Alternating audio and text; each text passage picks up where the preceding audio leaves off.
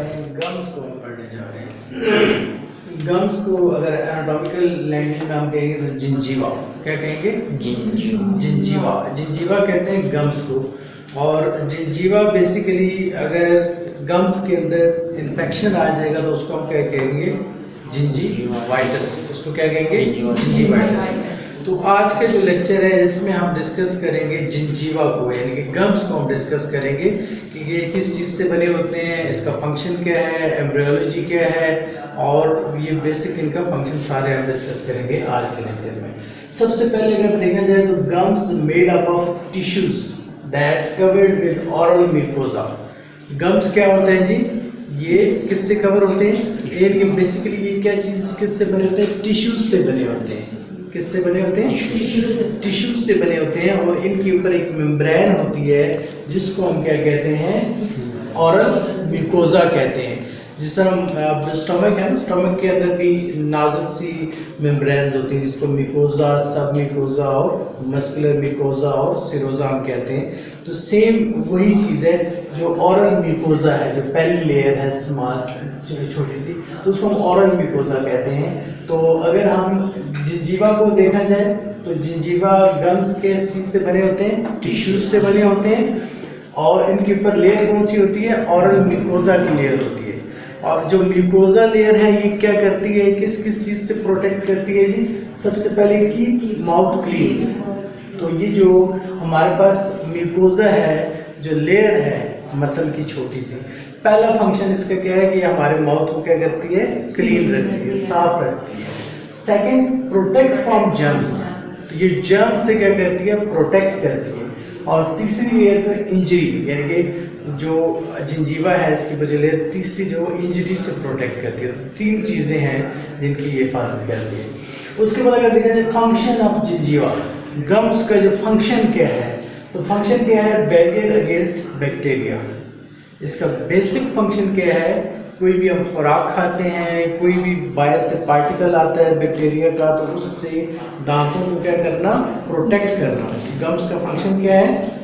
ये बैक्टीरिया से प्रोटेक्ट करते हैं दांतों को। उसके बाद एक और टर्मिनोलॉजी आती है गम बॉयल, उसको कहते हैं, एब्सेस भी कह सकते हैं। बाज़ बातें होता है गम्स के अंदर स्वेलिंग आ जाती है, थोड़ा टाइप छोटा सा बन जाता है, स्वेलिंग हो जाती है, तो उसको हम क्या कहेंगे? गम बॉयल कहेंगे। और ये किस वजह से होती है? ये बैक्टीरिया की वजह से होती है। ये जो बेसिकली स्वेलिंग आती है गम्स की ऊपर, ये किसकी वजह से आती है? बैक्टीरिया की वजह से आती है। और ये क्यों आती है? ये प्लाक हो गया। जो प्लाक क्या होता है? जो येलोइश लेयर होते हैं टीथ के ऊपर, वो बेसिकली स्टार्च का मजमूआ होती है। जो हम शुगर वाला जो भी खाना है वो खाते हैं तो वो ऊपर शुगर की फॉर्म में वो स्टार्च आ जाती है, उससे भी बैक्टीरिया आ सकता है। सेकेंडली फूड पार्टिकल, कोई भी आप फूड पार्टिकल जैसे फूड पॉइजनिंग होती है, इस तरह कोई बैक्टीरिया फूड के जरिए भी आ सकता है। और तीसरा टूथ डिके के जरिए, अगर दांत खाया हुआ है उसके नीचे बैक्टीरिया जमा है तो वो भी प्रॉब्लम कर सकता है। तो ये तीनों चीज़ें बेसिक काजेज हैं जिसको हम क्या कहेंगे? एब्सेस कहेंगे। जो स्वेल हो जाते हैं गम्स, उसको ना, इसको हम दूसरी टर्मिनोलॉजी में गम बॉयल भी इसको कह सकते हैं। उसके बाद नेक्स्ट पे आप आ जाए जिंजीवा ब्लड सप्लाई। अब जो गम्स हैं वो उनको ब्लड सप्लाई कहाँ से होती है? अब हमारी ये जो जगह है ना गर्दन की, यहाँ पे कौन सी आर्टरी होती है? कैरोटिड आर्टरी होती है। अब कैरोटिड आर्टरी की जब ब्रांचेस अंदर जाती हैं तो वो फिर जितने भी जो अंदरूनी एरिया है गम्स का, उस सब को जो ब्लड सप्लाई है वो कौन करता है? कैरोटिड आर्टरी ब्लड सप्लाई करता है। उसके बाद अगर नर्व्स को देखा जाए तो इस एरिया में नर्व्स कितनी है? सबसे पहले हमारे पास कौन सी आई है? Mandibular nerve. मैंडिबुलर नर्व कहाँ पे पाई जाएगी? मैंडिबल के पास पाई जाएगी। जो जबड़ा है ना हमारा, ये मैंडिबल जो है जिसके अंदर दांत फिक्स होते हैं, इसके साथ जो नर्व जाएगी वो कौन सी कहलाएगी? मैंडिबुलर नर्व कहलाएगी। और सेकंड में हमारे पास कौन सी आएगी? Maxillary nerve. जो मैक्सिला के एरिया में नर्व होगी वो क्या कहलाएगी? मैक्सिलरी नर्व कहलाएगी। और तीसरी जो नर्व होती है वो कौन सी होती है? ट्रिजमिनल नर्व है। तो ये तीन नर्व्स हैं जो गम्स के आसपास होती हैं। कौन सी हैं जी?